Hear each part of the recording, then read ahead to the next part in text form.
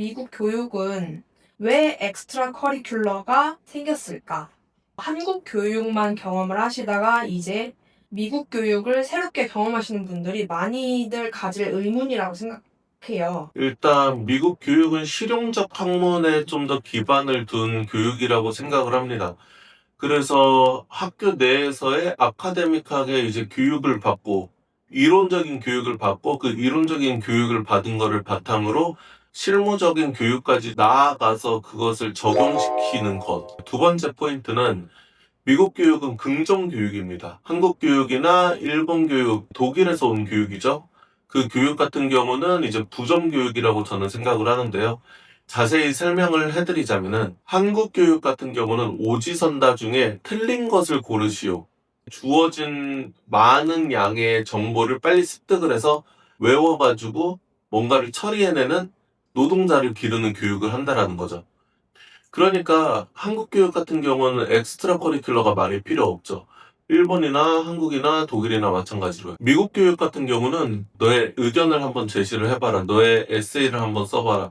너의 의견은 어떻니? 이런 교육을 하면서 본인이 이론적으로 공부를 한 거랑 그리고 그런 긍정 교육이 합쳐져서 본인이 뭔가를 파헤쳐서 본인만의 길을 고등학교 때부터 만들어가는 그런 것을 하기 위해서 엑스트라 커리큘러를 중요한 항목이라고 놓는다고 생각을 합니다. 네. 대부분 중학생 때까지는 한국에서 학교를 다니다가 미국으로 보딩스쿨을 가거나 국제학교로 진학을 하는 경우가 대부분인데, 그런 아이들이 이제 갑작스럽게 미국 교육을 경험했을 때에 이런 부모님들도 계시잖아요. 지금 아이가 뭐 초등학교 1학년인데 조기 유학을 보내려고 하는데 어떤가요? 전반적으로 좀 말씀드릴게요. 조기 교육에 대해서 일단 먼저 제가 생각한 가장 적정한 시기는 중학교 1, 2학년 정도라고 생각을 해요. 2학년 정도?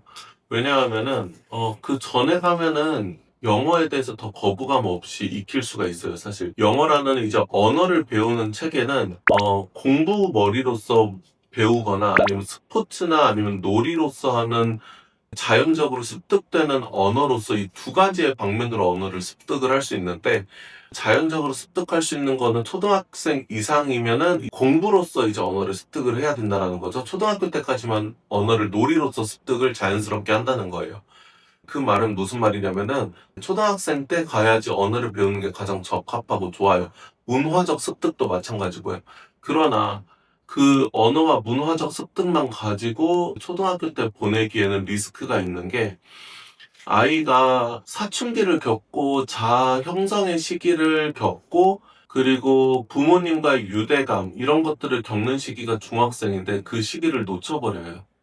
누군가 옆에서 가이드가 붙어가지고 아니면 보호자가 붙어가지고 그 시기를 안전하게 보낼 수 있게 좀 도와줘야 되는데, 미국에 딸랑 애 혼자 보내놓거나 보딩스쿨에 보내놓거나 그러면은 그 시기가 좀 힘들어진다라는 거죠.